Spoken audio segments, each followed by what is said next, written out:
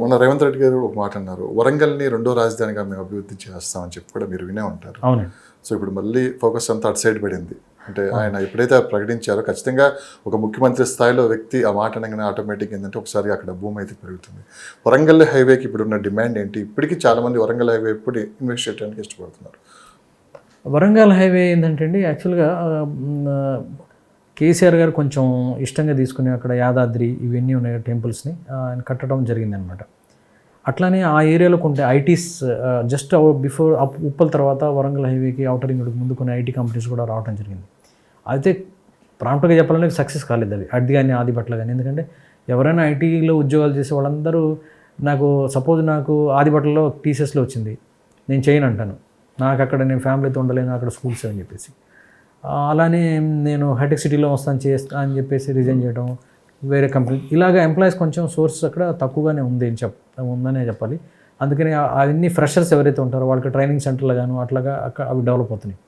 అయితే కేసీఆర్ గారు వచ్చినప్పుడు దాని తర్వాత యాదాద్రిని దాన్ని హట్కేసరి ఇవన్నీ కొంచెం డెవలప్ చేసే క్రమంలో అది కొంచెం ఫిజికల్గా డెవలప్మెంట్ అంత లేదు, కానీ ఇన్ఫ్రాస్ట్రక్చర్ డెవలప్మెంట్ అయితే అంత లేదు ఎక్సెప్ట్ ద టెంపుల్.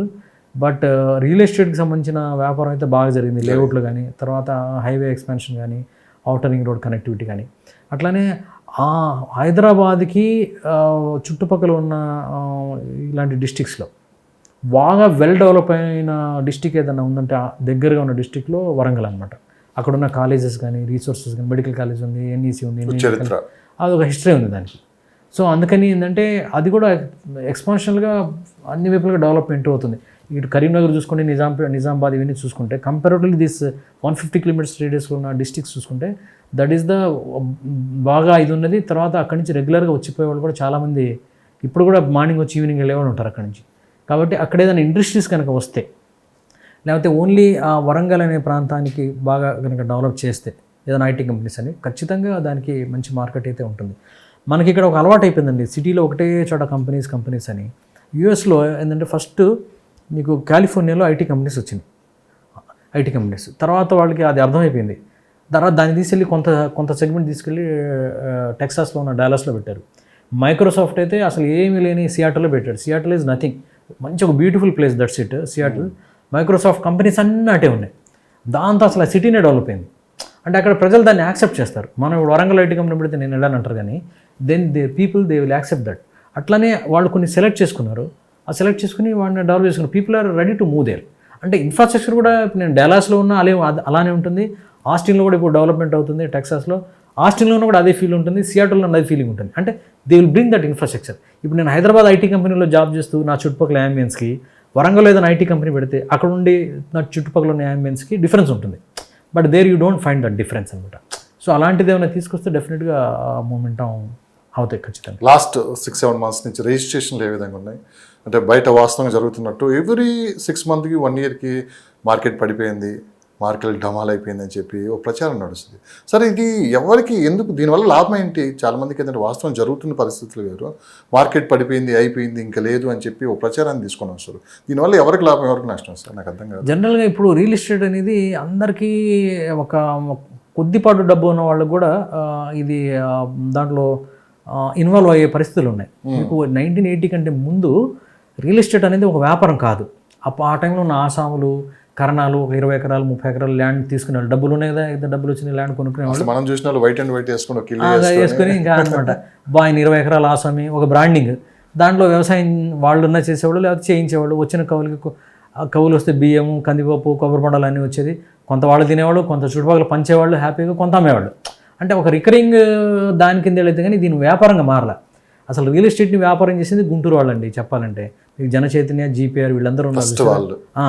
వీళ్ళందరూ ఈ భూమిని ఒక వ్యాపారంగా మార్చొచ్చు అనేది అసలు ఆరిజిన్ అక్కడి నుంచే వచ్చింది యాక్చువల్లీ. సో గుంటూరు లాంటి ప్లేస్లో ఏం చేశారు, ల్యాండ్స్ కొనుక్కొని, వ్యవసాయ భూమి కొనుక్కొని దాన్ని కన్వర్షన్ చేసుకుని ప్లాటింగ్గా డివిజన్ చేసి ఈఎంఐలు అనమాట. మీకు 60 నెలలు, మీరు నెలకి 200-300 60 నెలలు కడితే ఇలాంటి అది జరిగింది. అప్పుడు జనానికి అర్థమైంది రియల్ ఎస్టేట్ అనేది ఒక ఇన్వెస్ట్మెంట్ ఆప్షన్ అనేది. అప్పుడు అలా స్టార్ట్ అయింది అనమాట. ఇప్పుడు 200 కట్టుకుంటూ వెళ్ళిపోతే వీళ్ళు ఏదో ఇన్ఫ్రాస్ట్రక్చర్ ఇస్తారు కదా, రోడ్లు గూళ్ళు ఏదో కడతారు కదా కాంపౌండ్ వాళ్ళు, ఆటోమేటిక్గా పెరిగేది అనమాట. పెరగంగానే ఏమైంది, మేము ఇన్వెస్ట్ చేసాం పెరిగింది. ఆ రకంగా అందరికీ జనాలందరికీ ఏంటంటే రియల్ ఎస్టేట్లో ఒక వ్యాపారంగా అభివృద్ధి చెందడం జరిగింది. దాంట్లో ఫస్ట్ రియల్టర్లు మాత్రమే ఇన్వాల్వ్ అయ్యేవాళ్ళు.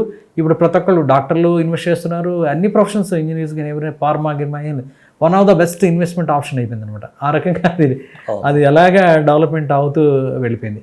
మీరు అడిగిన క్వశ్చన్ ఏంటంటే ఫ్యాక్ట్, జనరల్గా ఇంతమంది రియల్ ఎస్టేట్ మీద ఇంట్రెస్ట్ ఉన్నప్పుడు దానికి ఒక ఇది ఉంటుంది, అందరికి ఒక ఇంట్రెస్ట్ ఉంటుంది రియల్ ఎస్టేట్ సంబంధించి. వాళ్ళు లైమ్లైట్లోకి రావాలంటే ఏదో ఒక టాపిక్ తీసుకుని దాని గురించి మాట్లాడటం అనేది ఎక్కువగా ట్రెండింగ్ అదే అనమాట. అమరావతి ఢమాల్, ఇది హైదరాబాద్ అయిపోయిందని అంటే ఎక్కువ మంది చూస్తారు కదా అది. కానీ 2-3 అంశాలు నిజమైనవే ఉంటాయి, కానీ అది ఢమాల్ అయినంత అంశాలు ఉండవు. ఫ్యాక్ట్స్ ఉంటాయి, లేదని లేదు, అంతేగాని ఢమాల్ అయినంత ఇదైతే ఉండదు. ఎగ్జాగరేషన్ చాలా అంటే చాలా ఎక్కువ ఉంటుంది. అందుకే నేను అది థరో అనాలిసిస్ చేయాలి, లేకపోతే థరో అనలిస్టులు కూర్చొని మాట్లాడి వీటన్నిటినీ పరిగణలోకి తీసుకొని రియల్ ఎస్టేట్ని విశ్లేషించాలి. కానీ ఢమాల్ అయిపోయిందని ఒక టైటిల్తోనో, భూమి పెరిగిందని ఒక టైటిల్తో మాత్రం మనం ఎప్పుడు ప్రభావితం అనేది కానియకూడదు. ఇక రిజిస్ట్రేషన్ విషయానికి వచ్చేస్తే నిజంగా ఎలక్షన్కి సంబంధించిన because of the continuous elections government మారడం వల్ల హైదరాబాద్లో ట్రాన్సాక్షన్స్ అయితే జరగలేదు. జరగకపోవడానికి ఒకటి మార్కెట్ లేదు అని చెప్పొచ్చు, రెండోది ఎలక్షన్ మూమెంట్లో క్యాష్ ఫ్లో మనం తీయలేం కదా, బయట ట్రాన్సాక్షన్ చేయలేం. రియల్ ఎస్టేట్లో ఈ రోజు కూడాను 50 to 60% క్యాష్ ఫ్లోతోనే అవుతుంది బిజినెస్ ఈ రోజు కూడాను. సో అది ఫ్లో చేయలేని పరిస్థితుల్లో బిజినెస్ ఆగిన మాట వాస్తవమే. బట్ గణాంకాలు చెప్పేది ఏంటంటే లాస్ట్ ఇయర్ జనవరి, ఫిబ్రవరి, మార్చ్ కంటే కూడాను ఈ సంవత్సరం జనవరి, ఫిబ్రవరి, మార్చిలో రిజిస్ట్రేషన్స్ ఎక్కువైనాయని, అట్లానే రేట్లు కూడా 13% పెరిగినాయి అనేది చెప్తున్నాయి అనమాట. దీనికి కారణం ఉంది, అదేంటంటే అంతకుముందు ఎప్పుడో ట్రాన్సాక్షన్ అయినవి ఈ మధ్య రిజిస్ట్రేషన్స్ అవడం స్టార్ట్ అయినాయి.